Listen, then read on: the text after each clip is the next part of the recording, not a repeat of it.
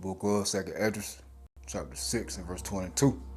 And suddenly shall the sown places appear in the sown, and the full storehouses shall suddenly be found empty. The book of Isaiah,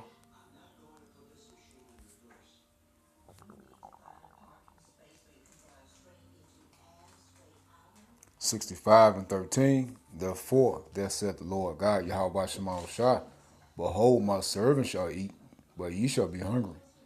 Behold, my servant shall drink, but ye shall be thirsty. Behold, my servant shall rejoice, but ye shall be ashamed. Behold, my servants shall sing for joy of heart, but ye shall cry for sorrow of heart, and shall howl for vexation of spirit. The book of 2nd Esdras, chapter 2, and verse 26. As for the servants whom I have given thee, there shall not one of them perish, for I will require them from among thy number. Be not weary, for when the day of trouble in heaven is cometh, others shall weep and be sorrowful, but thou shalt be merry and have abundance. The heathen shall envy thee, but they shall be able to do nothing against thee, saith the Lord Yahweh Shema Shai. My hand shall cover thee, so that thy children shall not see hell, the grave, death. All praises to Yahweh, by Shem Hawashai, Wahara Kakudash.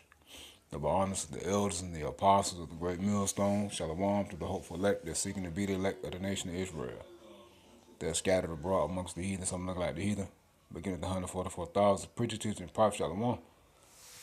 I'm going to read the headline of this article. I may read the article, but I'm going to let my man Dabu 7 speak. Alright, this is how it became a word, this article. Watch a quick clip he put up. I said, man, let me look this up. And lo and behold, a man right here, Pablo Galante Escobar, says, quote, we're on borrowed time, end quote. It says, Vitol LNG chief warns of coming food price shock. All right, so higher prices and what? Shortages of everything. As we just read it, 2nd Esdras 6 and 22. So the elect are going to have food, resources, however that looks. Whatever that looks like, the elect of Israel, the true believers of Yahweh Shema Shai are going to have it. All right? They're going to have everything that they need. 2/3 of Israel who loathe the Lord Yahweh Shema Shai, who rejected this truth while during the grace period, you're going to get jacked up during this time, man, the famine. All right? You heathen, this word is not for you. Hey, have at it. Do what you do. Because a lot of y'all ain't going to make it neither. All right? A lot of y'all not going to make it neither. But the elect are going to be protected. Hey, everyone is going to envy the elect, man, because the elect are going to rejoice and be fed. All right? Now, this is coming.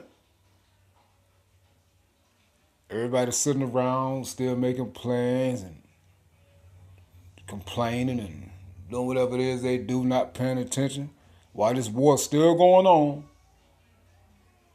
hey, that's a war to straight. You see?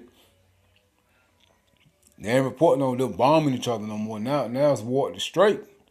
Hey, that's the supply chain. You see? And as we always told you, it's deeper than gas. Everything is affected. Gas affects everything. The oil affects everything. Like I said, we're on borrowed time. No, they're on borrowed time. We're not on borrowed time. Esau is on borrowed time. 2/3 of Israel are on borrowed time. The elected Israel are on Yahweh Shema Shai's time. We're not borrowing time. We're on the right time. And this Yahweh Shema Shai time is the time of prophecy, where it's guaranteed that the elect, in Isaiah the 33rd chapter, I believe the 16th verse, that the elect of Israel, food and water shall be sure, guaranteed. Let's get there. That's one of my favorites. Going to comfort during the time of famine. And also the Job 5. But let's just get this one right here. Because in Job the 5th chapter, it says the elect shall laugh at famine, man. Isaiah 33 and 16. It says, he shall dwell on high, his place of defense. Let's start at 14. The sinners in Zion, that's 2/3 of Israel, are afraid. Fearfulness has surprised the hypocrites. Ooh, hey, you hypocrites, that's you sinners of Israel, Israelites of the circumcision, and you damn Christians. All right? Hey, the Israelites are of the circumcision, but you lukewarm, you hypocrites, you teaching false doctrine, you're a sinner. You're in the same lane as these Christians, hypocrites, meaning pretenders. Who among us shall dwell with the devouring fire? It says, who among us shall dwell with everlasting burnings? And that's the wrath of the Lord, Yahweh Shema Shai. Who among us shall dwell with everlasting burnings? This is the answer to the question. Meaning, who's going to survive? It reads, he that walketh righteously and speaketh uprightly, he that despises the gain of oppressions, that shaketh his hands from holding of bribes, that stoppeth his ears from hearing of blood, and shutteth his eyes from seeing evil. He shall dwell on high. His place of defense shall be the munition of rocks. Bread shall be given him, his water shall be sure. And that's the elect of Israel, the sincere, the humble, the meek, the lowly. You see? So, hey, the elect of Israel are guaranteed to have what they need through the spirit and power of Yahweh Shema Shai.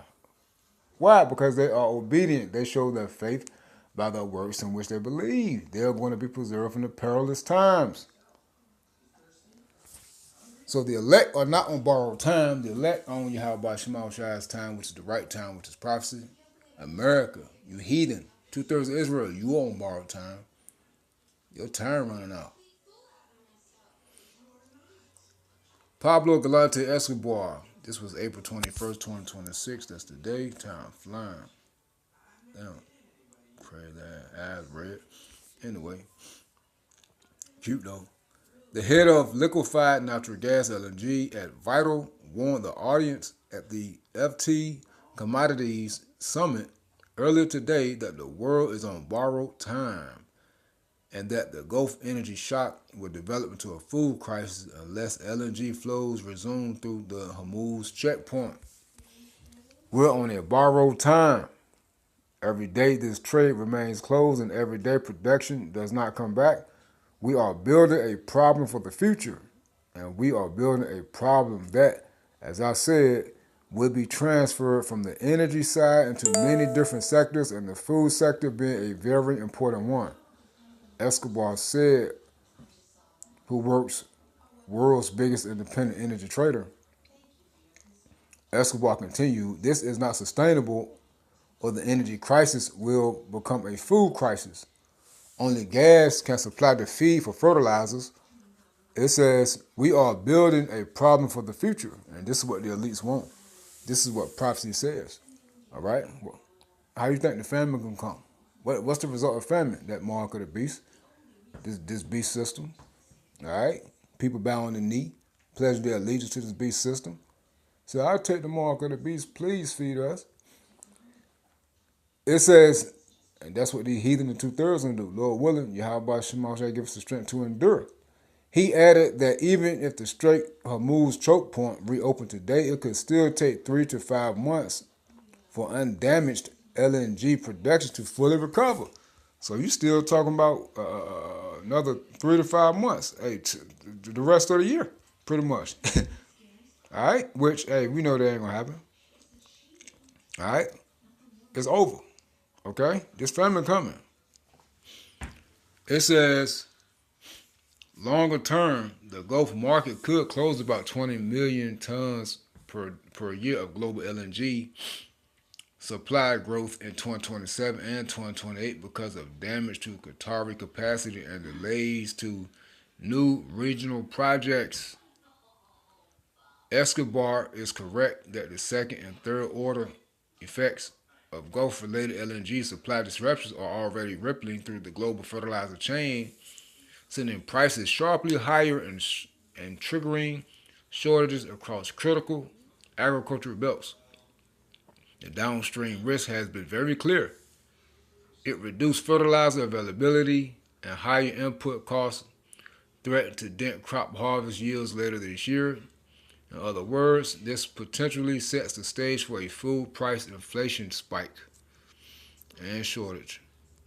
Global food prices versus U.S. diesel price at the pump versus U.S. urea spot prices. It's finished, man. Alright? Alright? So, you know, when that diesel shoot through the roof like that, which we seen it go up just like gas, but when that diesel shoot up even higher, buy back independent truckers.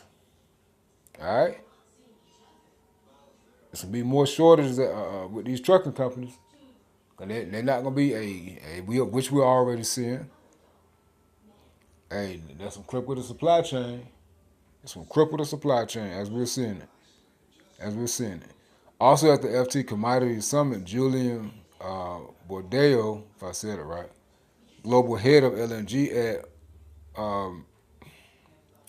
Mercuria, said the previously expected global LNG glut that was expected to swamp the world has been postponed, with the 2026 market getting shorter.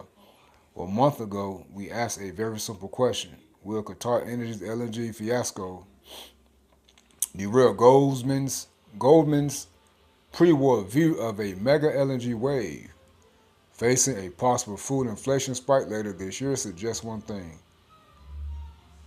It says, hedge now. Plant a backyard garden, buy a chicken coop, and become more self-sufficient on your own land. Well, good luck with that too, because there's a drought. All right? There's a drought upon Babylon's waters. You need water. Hey, they're going to start rationing water. Hey, when the power go out, the water going to be contaminated. Hey, so good luck with that. Hey, your chicken's going to die. Grass going to die. You ain't have no feed. You ain't gonna be able to eat. I mean, but y'all got it, though. You got it. Being self-sufficient. Okay, good luck. Good luck. People are going to be affected differently, but most definitely, a lot of people are going to die. I'm going to let my man Dabu speak. That's it. So pray to Penezi, how about my shot, Shalom. There's DNA. Then there's heavy-duty DNA. Develop into a food.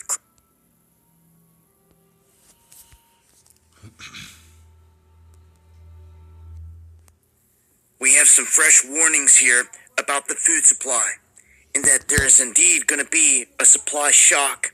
The people being told about this, but whether they're preparing for this or not is another story. We have multiple things lining up here that are going to affect the harvest this year and just the food, period. As the LNG chief here, Pablo Escobar, what a name, right? He warns that this cutback in fertilizer en masse and this Gulf energy shock is going to develop into a food crisis that we've never seen, saying that we are on borrowed time, that every day that this trade remains closed and every day production does not come back, we're building a problem for the future. He says that we're transferring from the energy side into many different sectors, with the food sector being one of the most important ones. He continued by saying that this is not sustainable, that this energy crisis will become a food crisis very soon. He also added that even if Hormuz was open today, it would still take 3 to 5 months to get everything back to fully recover. That's where we sit right now with no end in sight. And I want to remind you, it is Trump that has the whole thing closed at this point. And when you add on top of this, the drought that is just all across the United States. You can see on the image in the middle here, severe drought is causing major issues. And then you add that the fertilizer is not coming, that 70% of the farmers are not getting the fertilizer they need for this season. This is a catastrophe. Seeing all this happening, you've got to chalk up some kind of plan to stock up on food or have some kind of plan going into the winter ahead. Some are going to say, oh, wait for that later. Well, you better realize what's happening right now before you end up at a store and there's nothing to get, nothing to buy. The water depleted all across the board, and this is all by design. This is a continuation of weather warfare, but one that doesn't get called out as much because it's not storms, it's not flooding, it's nothing that you can really see. the drought creeps up on everyone. And here we're already at a point where it's having devastating impacts. We had hardly no snow in the mountains. You've got droughts all across the board, the Midwest and the plains here.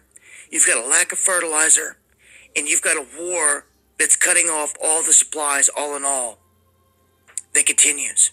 So the warnings are out there. This global supply crunch is going to continue, if you ask me, and I would chalk up a plan. I'd start growing food. It is spring, but again, you're going to face the same thing as some of the farmers out there with the lack of fertilizer. But some of you should have better odds at growing your local home little stash or supply than a huge farm that's trying to grow fields. So I would do something to mitigate the damage, because prices are not coming down anytime soon, and it looks like the war continues on. Join me for the live streams Monday, Wednesday, and Friday, 8 p.m. Eastern, where I talk about this in greater detail. Much love. Instant happiness is here at Rent-A-Center. You could get instant